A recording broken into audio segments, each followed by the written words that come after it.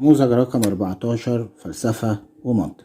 السؤال الأول بيقول لي الصندوق العالمي للطبيعة بألمانيا يهدف إلى الحفاظ على النباتات المهددة بالانقراض في العالم والطيور المهددة بالانقراض، ويعتبر من أكبر المنظمات المهتمة بحماية البيئة في العالم.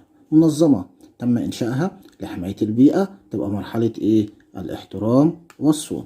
رقم 2، البشر في تمايزهم واختلاف قدراتهم يؤدون وظائف مختلفة ومتدرجة بشكل متفاعل تصل إلى البناء المجتمعي من أجل المحافظة على استقرار المجتمع. تدرج السلطة ده مين؟ لسه كنت قايلها في الامتحان رقم 13، التدرج في السلطة وتقسيم العمل والتعاون، كل ده اللي أشار إليه مين؟ الفارابي. استدعى الرئيس بيل كلينتون اللجنة الاستشارية لأخلاقيات البيولوجيا بعد أن تلقى تقريرا عن إجراء بعض الباحثين للتجارب دون استشارة الأفراد. يعني ما ادوش الأفراد معلومات، ماشي، عملوا تجارب عليهم من غير ما ادولهم معلومات ويعرفوهم طبيعة اللي بيحصل معهم ايه. يبقى ده الايه؟ الإفصاح. دون استشارة الأفراد يعني دون إعطائهم للمعلومات، وده الايه؟ الإفصاح. الاستشارة برضه عشان محدش برضه ايه يجي يسألني في الايه في التعليقات يقول لي هو الاستشارة ديت يا مستر مش دي الموافقة. لا، الاستشارة مش موافقة. الموافقة هو ان انا ايه اخليك توقع على الموافقة. يعني في استمارة كده بيستلمها الشخص اللي هتعمل عليها تجارب، الاستمارة دي بيمضي عليها بالموافقة. المفروض بعد ما نديله المعلومات ونفهمه اللي بيحصل معاه ايه، ونتأكد من قدرته على انه يفهم، يعني نتأكد من اهليته، ونتأكد ان مفيش اي ضغوط حد ضغط عليه من خلالها او اي تأثيرات خارجية، ودي اسمها الايه؟ الطوعية. في النهاية خالص باخد الموافقة، موافقة كتابية. اما استشارة الفرد ديت اعطائه معناها ايه؟ معناها ان انا اديله معلومات عن طبيعة التجارب اللي هتتعمل عليه. يبقى ده الافصاح وليس الايه؟ الموافقة. الاستشارة ما هياش موافقة، الاستشارة يعني اعطاء معلومات. خلاص كده يا جماعة؟ طيب، هناك العديد من الشواهد الديكارتية بتاع ديكارت يعني التي تعزز فكرة السيطرة الواضحة على الطبيعة وتدعو إلى تسخيرها لمنفعة الإنسان. تعارض العبارة وجهة نظر أحد الفلاسفة البيئة وهو مين؟ طبعا هنا يعني وجهة النظر ديت بتدعو إلى سيطرة الإنسان على الطبيعة وعلى الكائنات الأخرى، لكن ألدو ليوبولد كان مغير الفكر الإنساني في آرائه من عضو من سيد للأرض ومستعمر للأرض إلى مواطن عادي أو عضو عادي يتعاون مع غيره من الإيه؟ من الأعضاء. يبقى الفكرة ديت اللي في المثال بتتعارض مع فكر ألدو ليوبولد. ألدو ليوبولد بيقول إن الإنسان زيه زي بقية الكائنات الحية، عضو عادي. أما المثال ده بيدعو إلى سيطرة الإنسان على الطبيعة، يبقى إذا وتسخيرها لمنفعته. يبقى إذا ده بيتعارض مع إيه؟ المثال ده بيتعارض مع إيه؟ ألدو ليوبولد. رقم 5،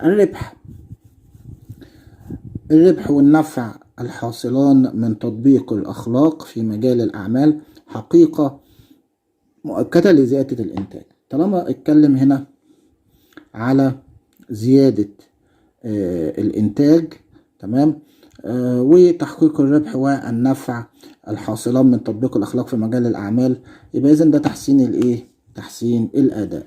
تحسين الأداء، أداء الموظفين، هو ده اللي هيؤدي إلى زيادة الإيه؟ الإنتاج. ما كلمنيش هنا على جزاءات أو عقوبات ممكن تقع على الشخص عشان اختار المسؤولية القانونية أو الإيه؟ المسؤولية الاجتماعية. الاتنين واحد، جيم ودال. ما ربطش هنا ما بين المؤسسة وما بين العملاء، وبحاول ان انا اكسب ثقة العملاء عشان اختار الصورة الذهنية الايجابية. لكن هنا هي المثال اشار الى محاولة تحقيق ربح ونفع ومكاسب من خلال زيادة الانتاج، وده بيكون نتيجة مترتبة على تحسين اداء الايه؟ العمال والموظفين.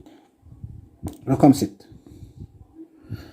قيمة تسعى للتمييز بين صحيح الفكر وفاسده، وذلك طبقا لقواعد معينة. طبعا دي قيمة الحق، يعكس ما سبق إحدى القيم الفلسفية الأساسية، وهي قيمة الإيه؟ الحق. ليه بقى؟ قيمة الحق هي اللي بتميز بين الفكر الصحيح والفكر الإيه؟ الغير صحيح. طب ما قيمة الخير ديت إيه؟ أفعال، ماشي. قيمة الخير دي إيه؟ أفعال. الفعل ممكن يبقى خير وممكن يبقى شر. أما الحق كلام ممكن يبقى صح وممكن يبقى غلط. قيمة الجمال دي بقى فنون. قيمة الجمال دي ايه؟ فنون. قيمة الحرية الإنسانية ديت من القيم التي تكسبها الفلسفة، ودي مختلفة عن القيم الفلسفية الأساسية، مش منهم. القيم الفلسفية الأساسية الحق والخير والجمال، أما الحرية دي مع الإيه؟ مع القيم التي تكسبها الإيه؟ الفلسفة. 7.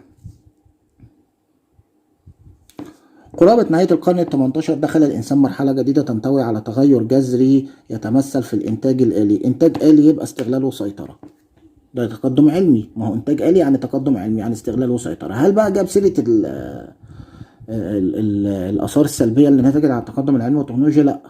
وطبعا القهر والاستبداد مش موجود.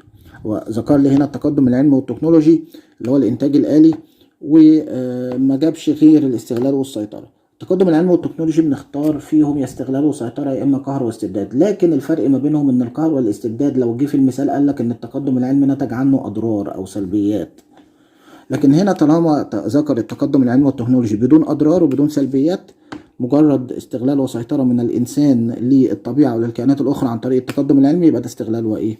وسيطرة. وأتمنى إن الاتنين ما يجوش مع بعض عشان ما تحصلش لخبطة بينكم يعني. طالما أشار للتقدم العلمي يا ريت بقى إن هو يجيب إيه؟ نتمنى إن هو يجيب واحدة منهم، يا قهر واستبداد يا استغلال وسيطرة. بس برضو لو جابهم الاتنين في الاختيارات يبقى أنت تبص في المثال، لو في أضرار نتجت عن أو سلبيات نتجت عن التقدم العلمي تختار القهر والاستبداد، لكن اتكلم عن التقدم العلمي وسكت يبقى استغلال وإيه؟ وسيطرة. 8. الاهتمام الدولي بقضية الحفاظ على مياه نهر النيل حيث أنه شريان الحياة الحالية والمقبلة مستقبل، يبقى دانيال كالهان أو هانز يونس. 9. يرى زكريا إبراهيم أن للفن مضمونا أخلاقيا يتمثل في التسامح. طالما قال للفن تبقى قيمة الجمال، يلا عشان ما نضيعش وقتكم. 10. انضمام مجموعة من الشباب المتطوعين لنشر الوعي البيئي من أكثر الأعمال الفعالة التي تساهم في الحفاظ على النظام البيئي. تمثل العبارة أحد مداخل حماية البيئة، وهو مدخل إيه يا جماعة؟ مدخل الجمعيات غير الحكومية. أي مثال بيشير إلى مجموعة متطوعين للحفاظ على البيئة يبقى جمعيات غير ايه؟ حكومية. طب انت اختار اصحاب القرار. لو اتكلم على وزارة او حكومة بتحط قوانين وتشريعات لحماية البيئة، طب القطاع العام والخاص دول مع بعض ماشي، ده اسمه مدخل للاقتصاديين العام والخاص. لو قال لك هنا كلمك على رجال اعمال او ناس بتخصص موارد لحماية البيئة او بتخصص جزء من فلوسها لحماية البيئة، خلاص، او بتستخدم تكنولوجيا بتقلل التلوث البيئي، يبقى اذا هنا في الحالة ديت قطاع عام وخاص ايه نبقى نختارها. اصحاب القرار حكومة، وزارة، جمعيات غير حكومية، ناس بتتطوع. 11. تحرص بعض المؤسسات على اجبار الموظف بحفظ كل الوثائق التي يطلع عليها اثناء خدمته دون ان يفشي ايا منها، ويظل هذا الحظر قائما حتى بعد ترك الموظف لخدمته حتى لا يتعرض لاي جزاء. طالما اشار الى جزاء او عقاب قلت لكم قبل كده نختار الالتزام بالمسؤولية القانونية والاجتماعية. 12. يرى صالح بن سالم ان كل الفلاسفة الذين أنتجوا لنا فلسفات أثرت في تاريخ الفكر البشري إنما أنتجوها بناء على تفلسفهم وتفكيرهم أكثر من اعتمادهم على فلسفات غيرهم. يتفق ذلك مع إحدى القيم الفلسفية وهي إيه؟ طبعا هنا دون الاعتماد على غيرهم يبقى الاستقلال الذاتي. 13. يصاب بعض الأشخاص نتيجة الحوادث ببعض اضطرابات الوعي نتيجة وقوع أضرار أو تلف بعض خلايا المخ وتسمى بالخضرية. طالما أشار إلى ضرر وقع على جزء في الدماغ تبقى على طول نختار إيه يا جماعة؟ نختار موت الدماغ. تاني، أي مثال بيشير إلى تلف أو ضرر بيقع على أي جزء أو أي عضو في الدماغ على طول نختار موت الدماغ. ما بيقول لك هنا تلف بعض خلايا المخ يبقى دي الايه؟ موت الدماغ. طب امتى اختار الحالة النباتية؟ لو اتكلم على الغيبوبة الطويلة او القصيرة. خلاص، زرع الاعضاء واضحة والانجاب الاصطناعي برضو ايه؟ واضحة. 14. يرى تايلور انها المقاييس وانماط الحياة التي تعمل مرشدا عاما للسلوك او نقاط تفضيل في صنع القرار او لتقويم المعتقدات والأفعال والتي ترتبط ارتباطا وثيقا بالسمو الأخلاقي والذاتي للأشخاص. دي القيم على طول. ترتبط بالسمو الأخلاقي والذاتي للأشخاص يبقى القيم. 15 ارتبطت بأفكار أخرى في العلم والمجتمع كالعنصرية العلمية والجدال حول قابلية توريث السلوكيات الاجتماعية الخاطئة.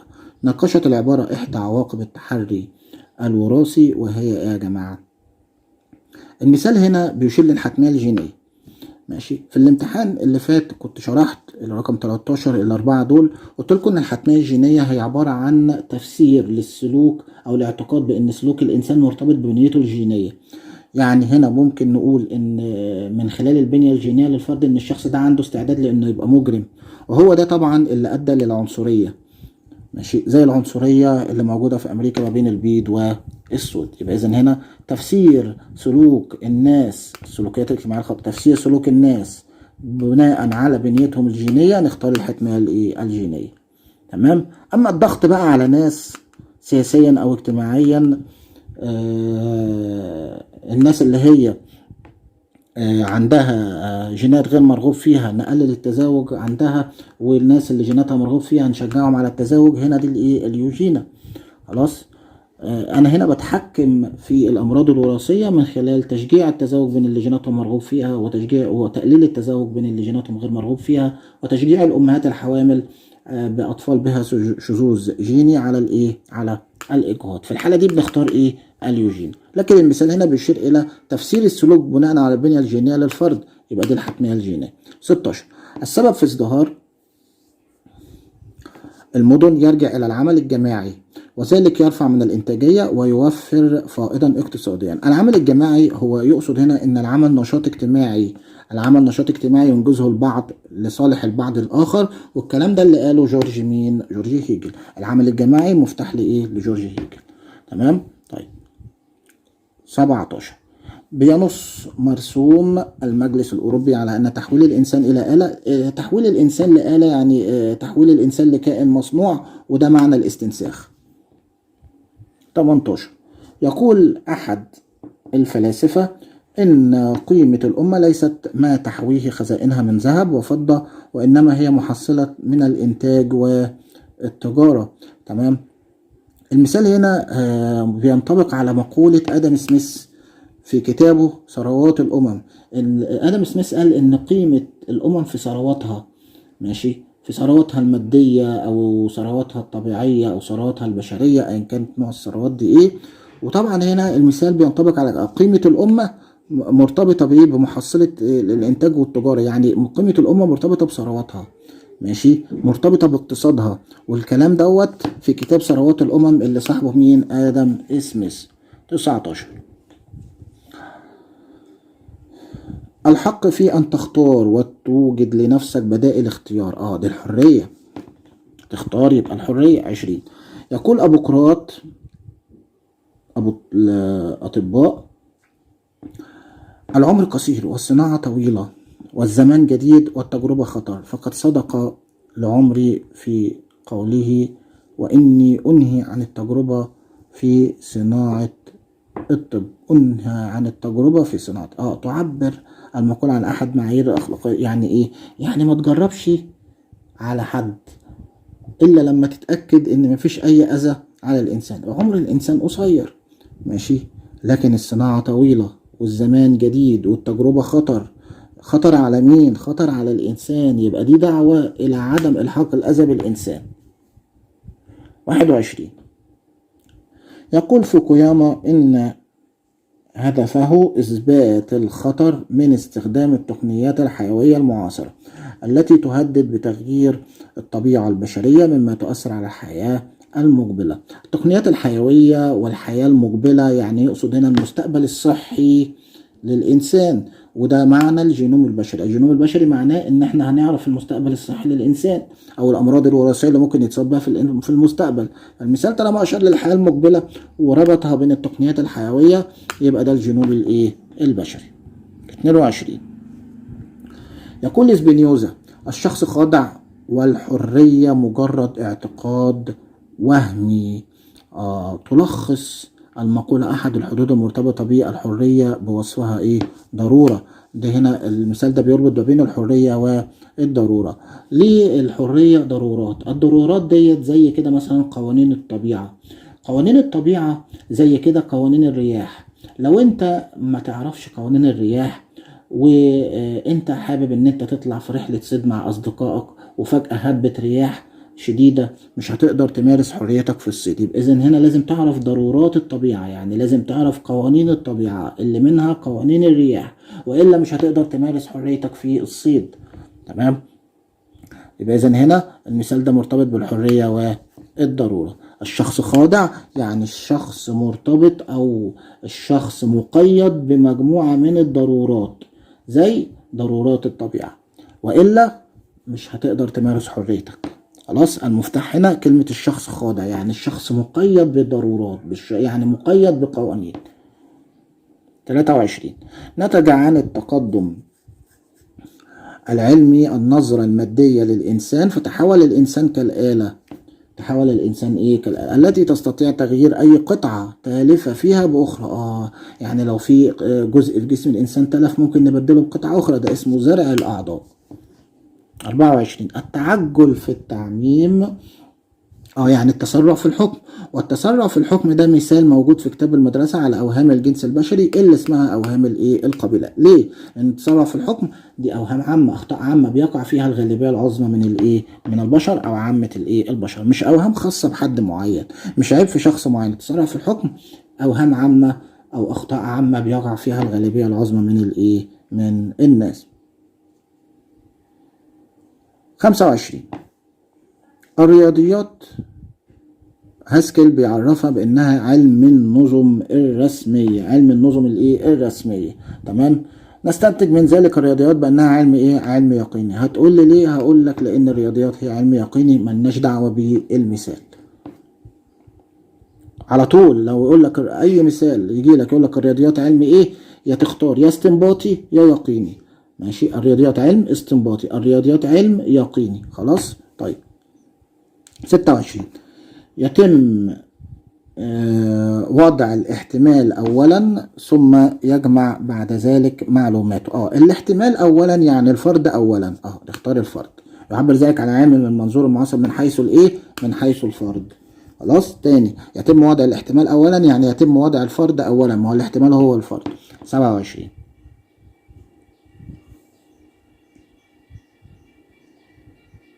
نجعل غرضنا في جميع ما نستقرئه ونتصفحه استعمال العدل لا اتباع الهوى، ونتحرى في سائر ما نميزه وننتقده طلبا للحق لا الميل مع الآراء. ماشي. نناقش العبارة السابقة منهج الاستقراء التجريبي عند ابن الهيثم. ماشي. خلاص. لأن هنا يعني بيقول لي نجعل غرضنا في جميع ما نستقرئه، يعني هنا هي دعوة لاتباع المنهج الاستقرائي في العلم، وده طبعا اللي دعا إليه الحسن ابن الهيثم. حسن ابن الهيثم استخدم أو اعتمد على المنهج الاستقرائي التجريبي، هو اللي من العلماء ديت اللي اعتمد على المنهج الاستقرائي التجريبي. واحد هيقول لي طب ما هو جابر بن حيان مش قلنا ان هو رجل التجارب العلمية اللي سماها التدريبات؟ بس مش معنى كده انه استخدم المنهج الاستقرائي او اعتمد على المنهج الاستقرائي، ده ما اتذكرش عندي في المثال اللي في المنهج. اللي ذكر عندي في المنهج اعتمد على المنهج الاستقرائي هو الحسن بن الهيثم. خلاص. اما حته انه ابن حيان رجل التدريبات او اهتم بالتجارب العلميه، ماشي مفيش اي مشكله، بس هل ده دليل على انه استخدم المنهج الاستقرائي في التجارب العلميه؟ لا طبعا. 28. الغرض من إجراء التجارب هو تحديد ما إذا كانت ملاحظات العالم الحقيقي تتفق أو تتعارض مع التنبؤات المستمدة من الفرد، يعني التحقق من صحة التنبؤات أو التحقق من صدق الفرد. ماشي. تتفق أو تتعارض يعني هي صح ولا غلط، وهعرف هي صح ولا غلط لما أتحقق من صدق الفرد. 29. القمر إما أو. قلت لكم قبل كده لما يجي لك في مثال قضية فصلية فيها إما أو هتختار على طول أحد مبادئ البديهيات والمسلمات وهو الثالث المرفوع.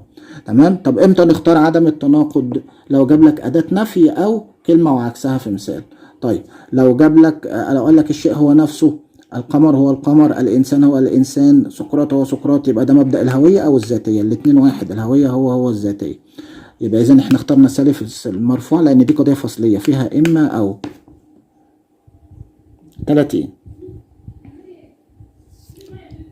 عندما يقوم الباحث بمشاهدة ظاهرة فيجب أن تكون المشاهدة للظاهرة نفسها وكل ظروفها وشروحها المصاحبة لها التي قد تؤثر فيها، وهذا يعني عدم التحيز للآراء السابقة. ده أحد خصائص العلم، وهي أول خاصية، وهي الموضوعية، اللي معناها أن العلم محايد لا يتأثر بأحكام القيمة اللي هي د. 31. كل أشكال السلوك الضار بالمجتمع والمخالف للقواعد والمعايير والذي يرتكب عن طريق الحاسب بجرائم إلكترونية. 32. العلم المعاصر يتجه إلى إحلال مقولة الكم، يعني استخدام لغة الرياضيات يعني القياس.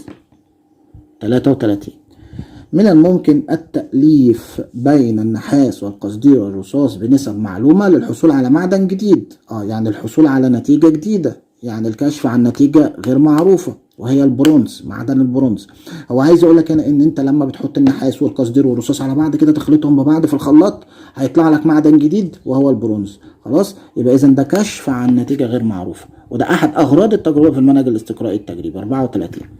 الاستقراء الحقيقي الذي يعمل في آن واحد على زيادة الحكم، وذلك بانتقاله من العرضي للضروري من خلال فحص بعض الجزئيات. فحص بعض الجزئيات يبقى ده الناقص، الاستقراء الناقص. 35.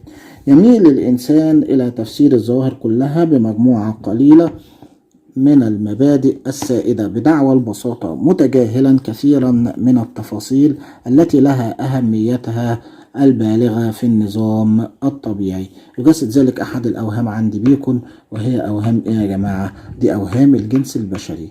خلاص، لأن هنا بيتكلم على مبادئ سائدة، يعني بيتكلم على أخطاء عامة بيقع فيها الغالبية العظمى من البشر، وشبهها بالنظام الطبيعي، يعني حاجة طبيعية موجودة عند الغالبية العظمى من البشر.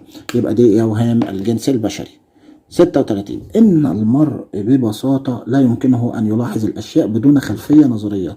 يعني عايز يقولك إن ما ينفعش الملاحظة قبل الخلفية النظرية، يعني قبل الفرد، يعني لازم تبدأ بالفرد، والعلم اللي بيبدأ بالفرد هو العلم المعاصر. 37. الزهور مبهجة والطيور مغردة، ويعني ايه؟ قضية عطفية اللي رمزها جيم قاف نقطة لام. 38. رأى لوباتشيفسكي أنه من الممكن أن نمد من نقطة ما عدة خطوط موازية لخط معين. ماشي، نمد من نقطة ما عدة خطوط موازية، يعني لو حطيت نقطة كده ممكن تطلع بخطوط كتيرة من اتجاهات مختلفة. ودي طبعا ايه؟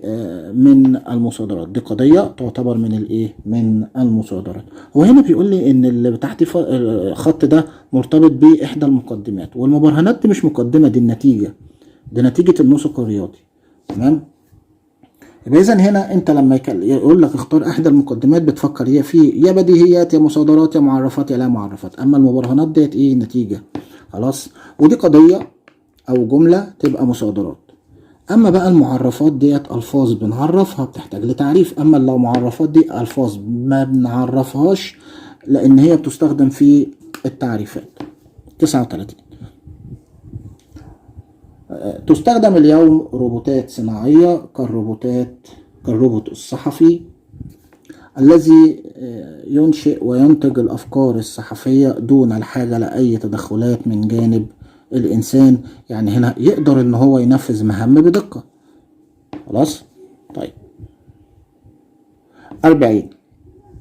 اعتمد الذكاء الاصطناعي في البداية على اللغة الرقمية والمنطق الذي يقوم على مبدأ عدم التناقض والثالث المرفوع، ولكن نظرا لمحدودية هذا الذكاء في التعامل مع المعلومات الغامضة، اتجهوا إلى الاعتماد على نوع آخر يبين أن الغموض لا ينبغي التخلص منه، فلا بد من استثماره والتعامل معه وتحويله لمظهر من مظاهر الدقة والوضوح. ماشي، طالما هنا قال لك يقوم على مبدأ التناقض، عدم التناقض والثالث المرفوع، يبقى ده المنطق المرن، يبقى ده المنطق الايه؟ المرن. خلاص، وقالوا ان ده ما ينفعش وده ايه، وده طبعا هنا ما ينفعش النوع ده من الذكاء. فهو هنا ده بيوظف احد انواع المنطق وهو المنطق الايه، المرن. فين المفتاح؟ المنطق الذي يقوم على مبدأ عدم التناقض والثالث الايه، المرفوع. يعني بيديك احتمالات، يعني الشيء عنده مش صادق او كاذب بس، مش ابيض واسود بس، لا، بيدي درجات، ماشي، بيدي احتمالات. يبقى ده المنطق الايه، المرن. 41 وصف ابن الهيثم المنهج العلمي وصفا دقيقا وهو يطبقه في حالة الإبصار وكيفية حدوثها، وهي المسألة التي اختلف فيها مع المفكرين الإغريق. يؤكد ما سبق على أحد جوانب منهجه المتمثل في إيه؟ تصحيح بعض المفاهيم السائدة. ماشي، واضح جدا. طالما هنا اتكلم على منهج ابن الهيثم وقال لك انه اختلف فيها مع المفكرين الاغريق، النقطة ديت هي اللي صحح فيها افكار بعض فلاسفة الاغريق زي ارسطو واقليدس وهيراقليدس. ماشي، بعض افكارهم في الابصار اختلف معاهم فيها ابن الهيثم وايه، وقام بتصحيحها. يبقى اذا هنا ده تصحيح بعض المفاهيم الايه، السائدة. 42 الكون يتركب من سلسلة مترابطة من الظواهر يحدد كل منها الآخر ويعتمد عليه، لذلك يجب اتباع خطوات محددة لفهمه. يعبر ذلك عن العلم من المنظور التقليدي من حيث الغرض. ليه؟ لأن المثال ده بيشير إلى الغرض من العلم للمنظور التقليدي، وهو العثور على قوانين، من معطيات متاحة من الظواهر اللي موجودة في الطبيعة. العلماء في العصور التقليدية كانوا بينزلوا للطبيعة وبيلاحظوا الظاهرة ملاحظة مباشرة، وبيوصلوا من خلالها لإيه، لفروض بيتم التوصل منها إلى قوانين علمية. والمثال دوت بيشير إلى توصل العلماء بتوع القدماء بتوع المنظور التقليدي، توصلهم إلى قوانين أو عثورهم على قوانين من المعطيات من المعطيات المتاحة. 43 قابلية البت القطعي في كل القضايا التجريبية، أي في كل المنطوقات ذات المعنى. توضح العبارة الفرض العلمي المعاصر من حيث إمكانية اختباره. ليه؟ لأن هنا بيقول لك قضايا تجريبية، يعني هعمل تجارب يعني اختبارات. يبقى إذن هنا المثال بيشير إلى إمكان اختبار الفرد يعني بواسطة طرق الضبط التجريبية. خلاص، أو الضبط القطعي في كل القضايا التجريبية يعني إمكانية اختبارها عن طريق التجارب العلمية. 44 تتيح للباحث التأكد من صدق الفرد أو كذبه. طالما هنا التأكد من صدق الفرد أو كذبه يعني هعمل تجربة علمية. 45 كل الحجر نبات، كل إنسان حجر، لذا كل إنسان نبات. الحجة دي صحيحة لأن النتيجة بتلزم عن المقدمات، لكن المقدمات والنتيجة كاذبة، اللي هي رقم ب. 46 رأى أحد العلماء أن اللغة العادية بها العديد من المشاكل، حيث سعى للتعبير بدقة عن العالم الذي نعيش فيه، فوضع لغة مثالية لتفادي كل تلك المشاكل. خلاص، واللغة ديت هي لغة المنطق الرمزي اللي اكتشفها مين؟ ليبتنز. اللي وضعها مين يا جماعة؟ ليبتنز. تعالوا بقى نروح الأسئلة للمقالي رقم 47. للحفاظ على البيئة يستلزم إقامة حوارا منتظما ومنهجيا ينطوي على مشاركة مختلف الجهات المعنية والتخصصات المختلفة، إبراز أصوات أولئك الأكثر تأثيرا من الأضرار البيئية. تكشف العبارة السابقة عن أحد مبادئ الأيكولوجية العميقة، برهن بمثال. تمام، بيقول لي هنا للحفاظ على البيئة المفروض نقيم حوار منتظم ومنهجي، خلاص، ويشترك فيه جهات معنية وتخصصات مختلفة. يبقى إذن هنا المثال بيشير إلى أحد مبادئ الأيكولوجية العميقة، وهي محاولة تغيير السياسات اللي بتأثر على البيئة بالسلب. تمام، يبقى ده مبدأ. المثال هنا بيشير إلى مبدأ ضرورة تغيير السياسات. هو عايز إيه؟ عايز مثال، بيقول لك برهن بمثال. ماشي، مثال هنا ممكن تقول له وضعت وزارة البيئة سنة 2022 يعني من سنة كده تقريبا وضعت وزارة البيئة خطة لمواجهة تلوث الهواء، نوبات تلوث الهواء أو ما تسمى بالسحابة السوداء. تمام. وقامت بتحديد مسؤوليات كافة الجهات المشاركة في المنظومة. في مجموعة من الجهات كانت مشاركة في المنظومة، حددت مهام ومسؤوليات كل جهة من الجهات المشاركة ديت في المنظومة. يبقى إذن هنا دي محاولة من وزارة البيئة لتغيير السياسات أو طرق التعامل مع البيئة اللي بتأثر بالسلب على البيئة. يبقى أي مثال بيشير إلى محاولة تكاتف الجهات والتخصصات المختلفة لحماية البيئة ده اسمه محاولة لتغيير السياسات اللي بتؤثر على البيئة، لأن هنا السياسات المتاحة أو الموجودة حاليا بتأثر بالسلب على البيئة وبتؤدي المشاكل على البيئة. يبقى إذن هنا إحنا محتاجين تدخل، محتاجين الجهات المعنية تتدخل لتغيير هذه السياسات اللي بتأثر بالسلب على البيئة. رقم 48 إن الإنسان كائن ثقافي تربى على قيم المجتمع وثقافته، وعند انتقاله للعمل بالمؤسسة يحملها معه ويبين مدى التزامه بتعليمات العمل وأخلاقياته. استخلص من العبارة أحد فرق الفلاسفة حول طبيعة المعايير الأخلاقية. ده الفريق الثالث اللي دعا لضرورة فحص الثقافة السائدة في المجتمع. ليه؟ لأننا بيقول لك طريقة عمل الإنسان ومدى التزامه بتعليمات العمل ده انعكاس للثقافة اللي تربى عليها وقيم المجتمع اللي تربى عليها. إذن هنا دي عملية دراسة وفحص وتحليل لثقافة المجتمع قبل وضع أخلاق المهنة. تمام. اهو بيقول لك هنا الانسان كائن ثقافي تربى على قيم المجتمع وثقافته، وده انعكس على التزامه بتعليمات العمل او عدم التزامه. يبقى اذا المثال بيشير الى دراسه وتحليل لاخلاقيات العمل وفحص ثقافه المجتمع قبل وضع اخلاقيات العمل. يبقى ده الفريق الثالث يا جماعه. 49 توصل احد العلماء إلى أن نسبة التعفن تزداد في المناطق التي تزداد فيها درجة الحرارة. زيادة مع زيادة ده أحد طرق جون ستيوارت ميل، وهي طريقة التلازم في التغيير. هو عايز إيه؟ عايز مثال. ممكن تقول له هنا زيادة نسبة البطالة بتؤدي إلى زيادة نسبة الجريمة في المجتمع، أو ممكن تقول له زيادة نسبة الجراثيم في الطعام تؤدي إلى زيادة نسبة تعفن الأطعمة. تمام. أو المنتجات الغذائية. بإذن هنا زيادة مع زيادة دي علاقة طردية. ماشي. هو عايز يقول لك هنا ان الزياده في العله بتؤدي الى زياده في المعلول. دي العلاقه الطرديه اللي اشارت اليها طريقه التلازم في التغيير من طرق جون ستيوارت ميل للتحقق من صدق الفروض. رقم 50 اخر سؤال. تستخدم الحاسبات الروابط القضويه في حل المسائل، وهي بيانات تستخدم في معالجه الحاسب. استنتج ما أشارت إليه العبارة السابقة لأحد مكونات الحاسوب. بيقول لك هنا الروابط القضوية ديت هتلاقيها بالنص في المكونات المادية. يبقى ده المكون المادي. ليه؟ بيقول لك هنا الروابط القضوية أو الصياغة الرمزية ماشي، أو اسمها الرموز المنطقية. خلاص.